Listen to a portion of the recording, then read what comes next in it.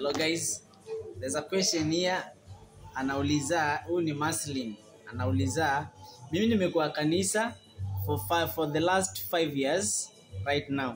But chenye nilikuwa nikiomba hakijawahi come through. Hapo nifanyeje? Yes. Wacha mimi nikusaidie hapa. Kuna kitu moja wanga tunajisahau nayo. Tunabeba wokovu ama tunambeba Mungu kama kitu kingine kile rahisi tu hivi. No. Kuna msemo unasema aje? No gains without pains. Yeah, no gains without pains. Hadi kwa Mungu dadangu iko the same. Si kwa eti Mungu anataka pesa ama si kwa eti Mungu anataka something so that he can do anything to you. No, but kumbuka hivi. Vitu viwili ambavyo vitakufanya ufanikiwe ama wakati wako wa shida Mungu akukumbuke, ama vitu viwili ambavyo Mungu anaweza akavikumbuka wakati wako wa shida, wakati wako wa mambo yamekwama, ni hivi. Kitu cha kwanza, sadaka zako. Wale sadaka unatoa kila siku, fungu la 10, malumbuko, nini hizo, zaka, sijui nini, hiyo ndo kitu ya kwanza Mungu anakumbuka. Kitu ya pili, maombi. So unajua hiyo pattern inaenda aje? Unapoomba kitu na hakijajibiwa, weka sadaka. Tafuta madhabahu tu, madhabahu yoyote, enda utoe sadaka.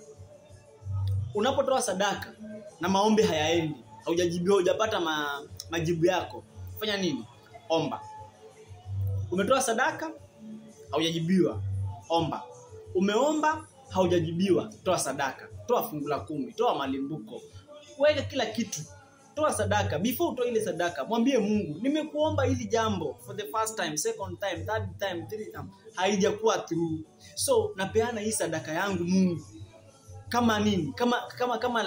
Kama evidence ya kuonyesha kwamba nimechoka na hii problem niko nayo. So nasindikiza maombi yangu na hii sadaka, and God will come through.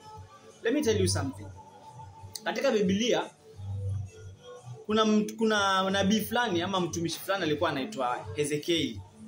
Ezekieli alitokewa na nabii wa Mungu. Akamwambia nini? Mungu amenituma nikwambie utayarishe kila kitu chako, manake the next few days unaenda kukufa. Na huyo nabii akaenda zake.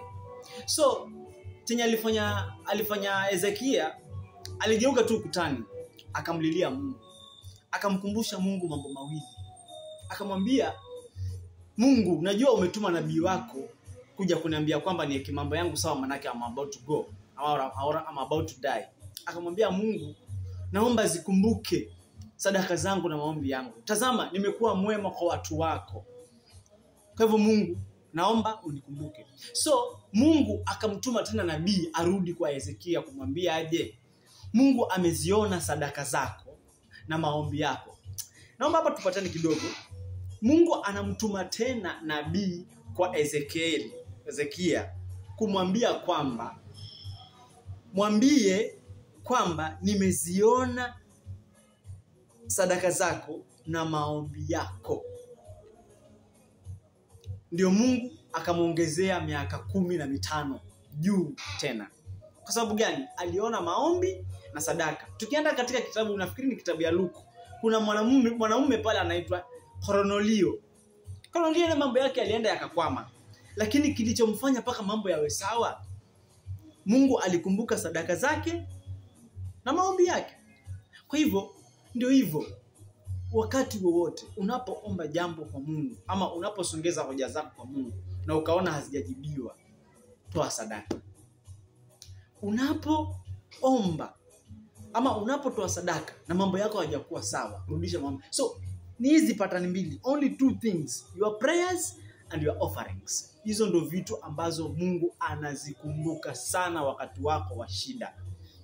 So I think Maslin nimekujibu. Fuatilia hiyo.